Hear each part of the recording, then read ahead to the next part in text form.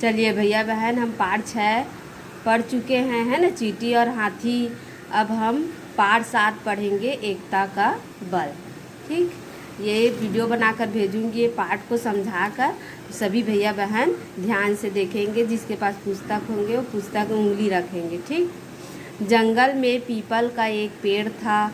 उस पेड़ पर बहुत से कबूतर रहते थे।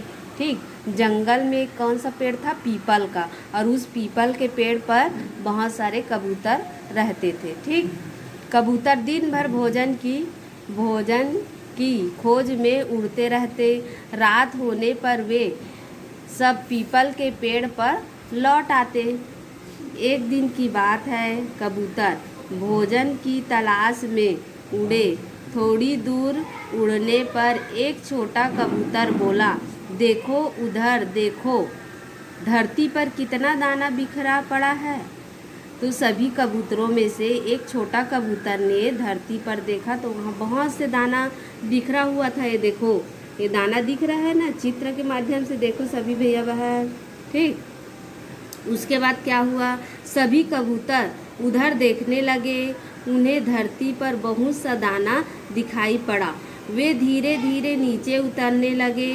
तभी एक बूढ़ा कबूतर बोला, बूढ़ा कबूतर जो सबसे बड़ा कबूतर है उसमें से वो बोला, ठहरो ठहरो, अभी वहाँ मत जाओ, जंगल में इतना दाना कहाँ से आया। ठीक, वो समझ गया है कि ज़रूर कुछ यानी जाल बिछा होगा, इसलिए बूढ़ा कबूतर सबको मना कर रहा था। ठीक, दूसरा कबूतर बोला, कहीं से भी आया हो, आओ हम सब मिलकर दाना चुगे। कबूतर धरती पर उतर गए। वे दाना चुगने लगे, पर बूढ़ा कबूतर उनके साथ नहीं गया। वह दूर से ही देखता रहा।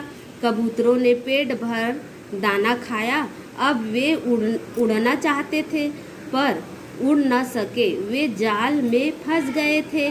कबूतर चिल्लाने लगे, बचाओ बचाओ, हम जाल में फंस गए।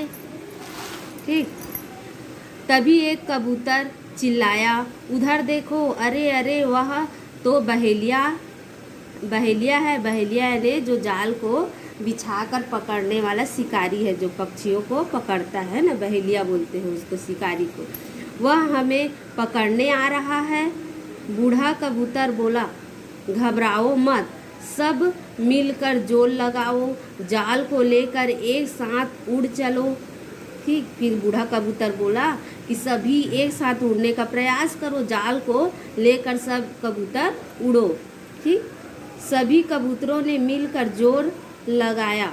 जाल कुछ ऊंचा उठा तो कबूतरों ने और जोर लगाया। अब कबूतर जाल लेकर उड़ने लगे।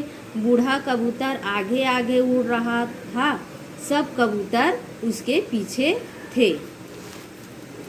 बूढ़ा कबूतर उन्हें लेकर बहुत दूर उड़ गया। उसने एक टूटे फूटे मकान की तरफ इशारा किया, है ना। वह बोला, यहाँ एक चूहा रहता है, वह मेरा मित्र है, वह हमारी मदद करेगा। मदद यानी सहायता, यही उतर जाओ। फिर बूढ़ा कबूतर बोला, चलो एक मेरा दोस्त है चूहा, वहीं पर उतरो, वह हमारी जाल काट देगा। बूढ़े कबूतर ने चूहे को बुलाया। चूहे ने जाल काट दिया। कबूतर जाल से निकल आए। उन्होंने चूहे को धन्यवाद दिया। क्यों धन्यवाद दिया? क्योंकि जाल काट दिया है ना। सभी कबूतरों ने अब बूढ़े कबूतर से क्षमा मांगी और उसे धन्यवाद दिया। अब बूढ़ा कबूतर से सभी कबूतर क्यों क्षमा मांगे? माफ़ी, है ना, क्योंकि वो उसकी बात न मानने की गलती की थी। दाना चुगने के लिए वह धरती पर सभी कबूतर उतर गए थे और जाल में फंस गए थे, इसलिए बूढ़े कबूतर से क्षमा मांगी सभी कबूतर ने और धन्यवाद दिया।